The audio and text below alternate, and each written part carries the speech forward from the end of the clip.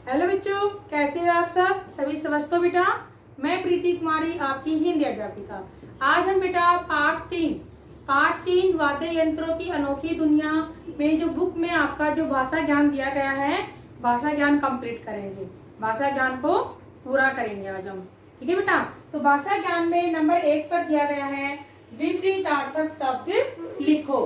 विपरीतार्थक शब्द में अधिक का कम और न्यून दिया गया है। आपको दाया, पतला, अंतिम, ज्ञात, बड़ा, जीत, प्रशंसनीय, नजदीक, एक, इनके आपको क्या लिखने हैं? विपरीतार्थक शब्द लिखने हैं। अब देखो दाया, दाया का विपरीत क्या होगा? बाया, दाया, बाया, दाया, बाया, पतला, मोटा, पतला, मोटा, और हम गाढ़ा भी लिख सकते हैं। पतला, गाढ़ा, अंतिम, पहला, प्रथम, पहला भी लिख सकते हैं आप, प्रथम भी लिख सकते हैं। प्रथम, ज्ञात, अज्ञात। ज्ञात किसे कहते हैं? जो ज्ञात है आपको, और अज्ञात जो आपको जिसकी जानकारी नहीं है, जिसके बारे में आपको कुछ नहीं पता है। तो ज्ञात का क्या होगा? अज्ञात, ज्ञात, अज्ञात। बड़ा, छोटा, बड़ा, छोटा, जीत, हार। जीत का विलोम क्या होता है बेटा? हार होता है। प्रशंसनीय, निंदनीय। देखो, एक तो किसी की प्रशंसा की जाए और एक किसी की निंदा की जाए। नजदीक, दूर, नजदीक, दूर।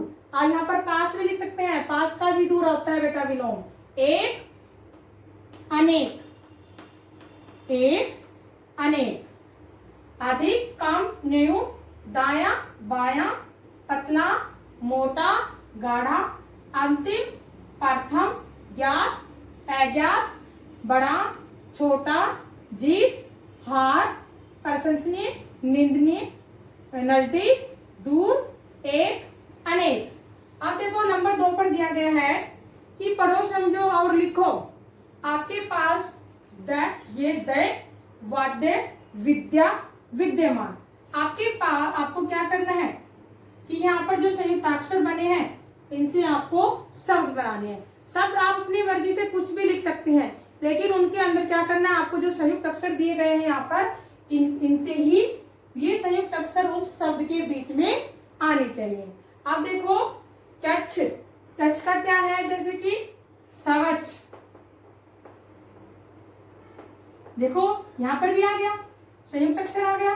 शवच के बाद में लिखेंगे हम शौछंद।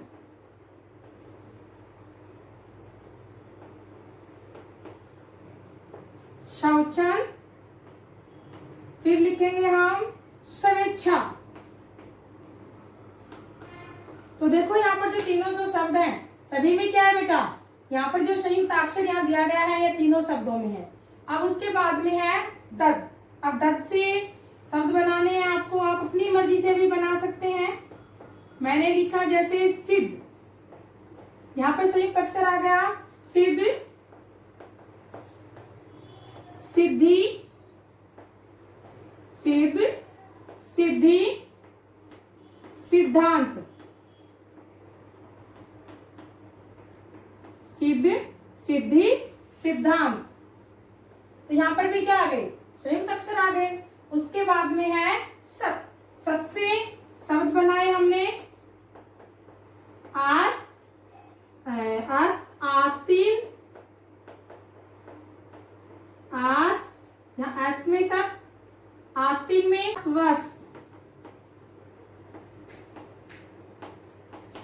आश्वस्त।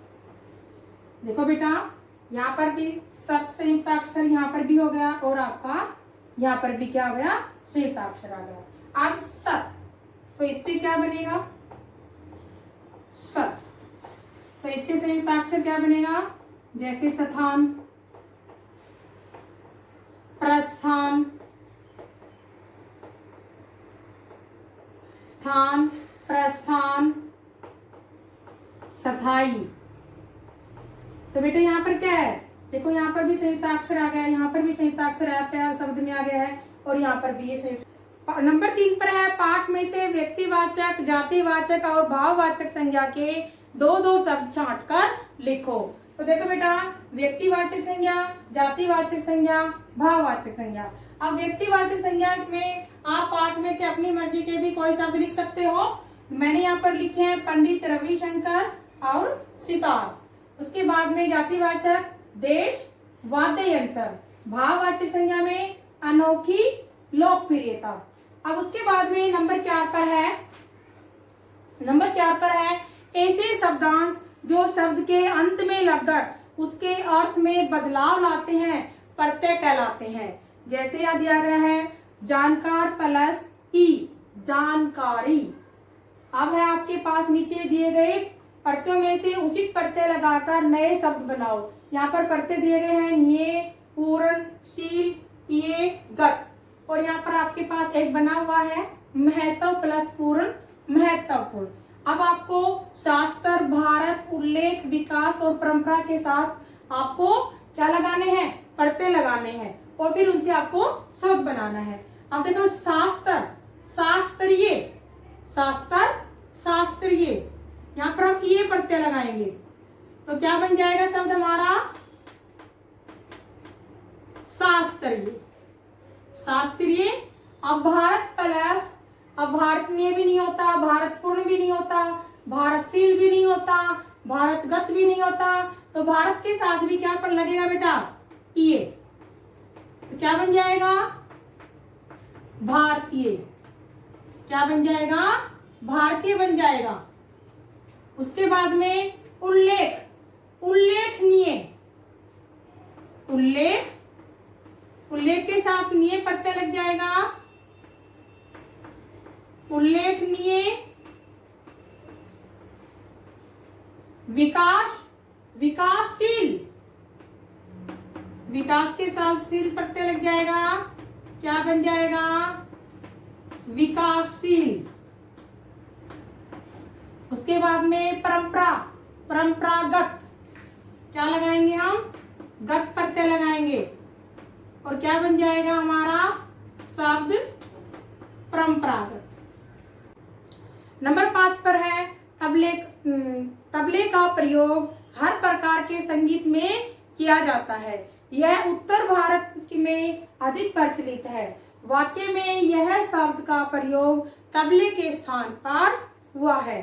तबला शब्द संज्ञा शब्द है। संज्ञा के स्थान पर प्रयोग किए जाने वाले शब्द सर्वनाम कहलाते हैं। उचित सर्वनाम छांटकर वाक्य पूरे करो।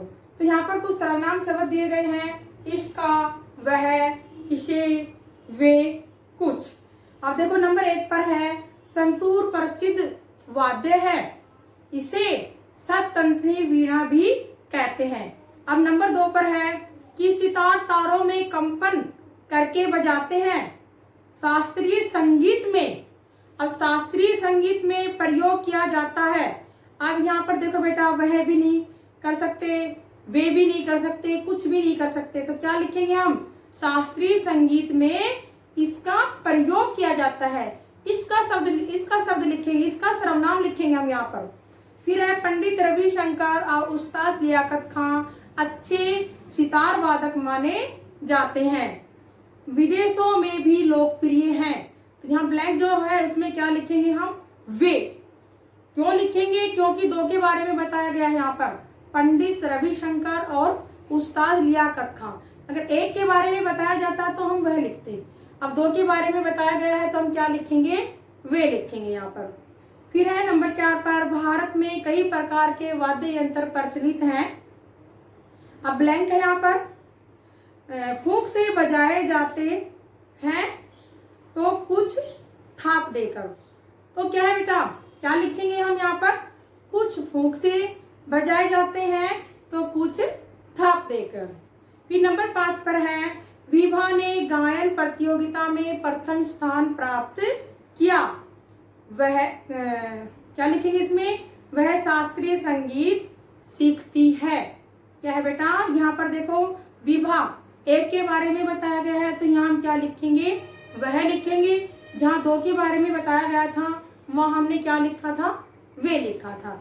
यह बेटा आपका भाषा ज्ञान आपको अपनी बुक में पेंसिल से सुंदर सुंदर राइटिंग में फिल करना है। धन्यवाद।